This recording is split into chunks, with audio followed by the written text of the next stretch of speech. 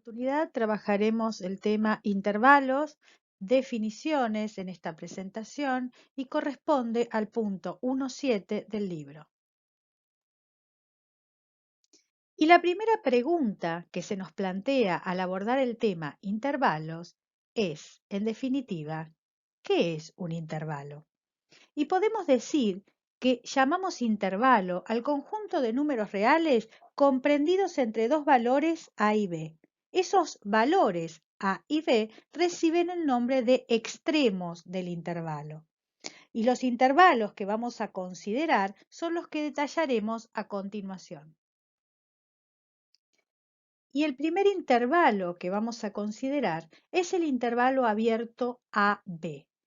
En ese intervalo vamos a considerar todos los números mayores que A, pero menores que B. Fíjense que ni A ni B pertenecen al intervalo. ¿Cómo nos podemos dar cuenta de esto? De que ni A ni B pertenecen al intervalo. Fíjense que en el intervalo aparecen paréntesis en el extremo A y en el extremo B. Al indicarlos entre paréntesis significa que no voy a considerar a A y tampoco en este caso voy a considerar a B. La representación gráfica en la recta real, ubicamos A, ubicamos B y son todos los números que están entre A y B. El otro intervalo que vamos a trabajar es el intervalo cerrado AB, que van a ser todos los números mayores o iguales que A, pero menores o iguales que B. Fíjense que lo indicamos entre corchetes, ya no usamos paréntesis. ¿Por qué? Porque vamos a considerar en el intervalo el extremo A y también el extremo B.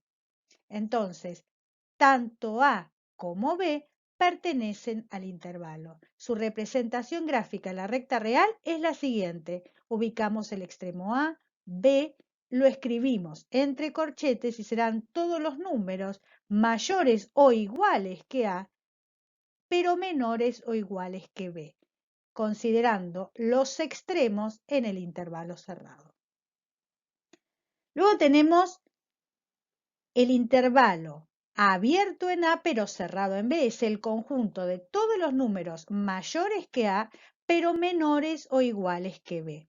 Ustedes ya se habrán dado cuenta entonces que no vamos a considerar el extremo A porque aparece ahí el paréntesis, pero sí vamos a considerar el extremo B dado que aparece el corchete. Entonces, revisemos. A no pertenece al intervalo, pero B sí se encuentra en él. Su representación gráfica es la siguiente. En el extremo A ubicamos un paréntesis y en el extremo B un corchete. Y finalmente tenemos el intervalo cerrado en A, pero abierto en B. Es el conjunto de todos los números mayores o iguales que A, pero menores que B. Es decir, A se encuentra en el intervalo, pero B no. Gráficamente lo observamos a continuación. En el extremo A indicamos con un corchete, dado que está incluyendo a ese extremo, y en el extremo B con un paréntesis, dado que no lo incluye. Algunas observaciones, algunos detalles a tener en cuenta a la hora de hablar de intervalos. Siempre que estemos ante un intervalo, ustedes recuerden que el extremo A tiene que ser un número menor que el extremo B. Por ejemplo, los siguientes intervalos son correctos. El intervalo -1, 2. Fíjense que el extremo A, en este caso -1, es menor que el extremo B, en este caso 2. Lo mismo ocurre con el 0, 4 y con el -3, -1. En los tres casos, el extremo A cumple con ser menor que el extremo B. Mientras no ocurre lo mismo en los siguientes casos, 5, 3 y -2, -7, donde no se cumple que el extremo A sea menor que el extremo B. Otro punto importante que tenemos que tener en cuenta es si alguno de los extremos es más o menos infinito. Por ejemplo, si B es más infinito, entonces va paréntesis. Recuerden esto siempre. Si el extremo es más o menos infinito, va un paréntesis en el intervalo. En este caso, tenemos el intervalo -1 más infinito, cerrado en -1. ¿Qué quería decir esto? Que el extremo -1 está incluido y luego más infinito. Tengan en cuenta que el símbolo infinito, más o menos infinito, no es un número. En este caso, ¿qué es lo que indica? Fíjense la representación gráfica. Indica simplemente que el intervalo no tiene un punto final, en este caso a la derecha, sino que se prolonga hacia el infinito en esa dirección. Por eso es que gráficamente no se coloca paréntesis, no se coloca nada. Fíjense cómo lo graficamos al -1 más infinito. Simplemente indicamos el corchete en -1 porque incluye el extremo -1 y luego para más infinito no colocamos nada.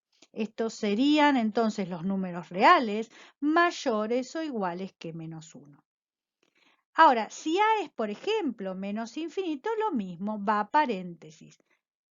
Fíjense cómo lo graficamos. Menos infinito 9, abierto en 9 porque no incluye ese extremo y nada en el otro lado. Porque recordemos que el intervalo estamos indicando en este caso que no tiene un punto final a la izquierda en este caso, sino que se prolonga hacia el infinito en esa dirección. Y la pregunta que sigue es, ¿qué se puede hacer con los intervalos? Con estos intervalos que acabamos de definir. Las acciones que podríamos llevar a cabo con los intervalos es trabajar con la intersección, la unión, el complemento y algunas combinaciones entre estos, como veremos a continuación. Veamos algunas definiciones. Sean A y B dos conjuntos. Se lee esta expresión A intersección B y es el conjunto de todos los elementos que se encuentran tanto en A como en B. Cuando pedimos los elementos que se encuentran en A y, fíjense, escuchen esto, y en B, nos estamos refiriendo a la intersección entre A y B. Es decir, nos referimos a A intersección B. Luego tenemos esta forma de expresar, la unión. Esto se lee A unión B y es el conjunto de todos los elementos que se encuentran en A o que se encuentran en B. Cuando pedimos los elementos que se encuentran en A o en B, estamos pidiendo la unión, es decir, estamos pidiendo A unión B.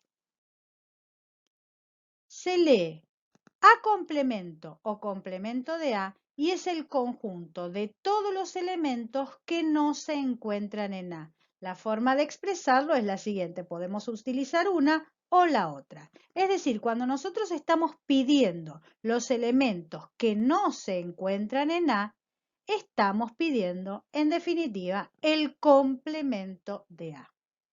Si lo que nosotros a partir de ahora queremos es combinar intersecciones, uniones y complementos, un ejemplo podría ser el siguiente. A intersección, el complemento de B, o utilizar esta simbología, que es la de teoría de conjuntos, A menos B. Esta barra es el menos en la teoría de conjuntos. En este caso, deberíamos buscar lo que está en A, intersección, recuerdan que la intersección decíamos I, es lo que está en A y está en el complemento de B. Pero nosotros sabemos, por lo que recién estuvimos trabajando, que el complemento de B es lo que no está en B. Por lo tanto, lo que podríamos decir es que sería buscar lo que está en A y no está en B. Sería como sacarle a A todo lo que se encuentra en B. Hasta aquí hemos realizado un desarrollo un poco teórico de toda esta notación, esta forma de trabajar los intervalos. En la próxima presentación trabajaremos ejemplos vinculados a estos temas.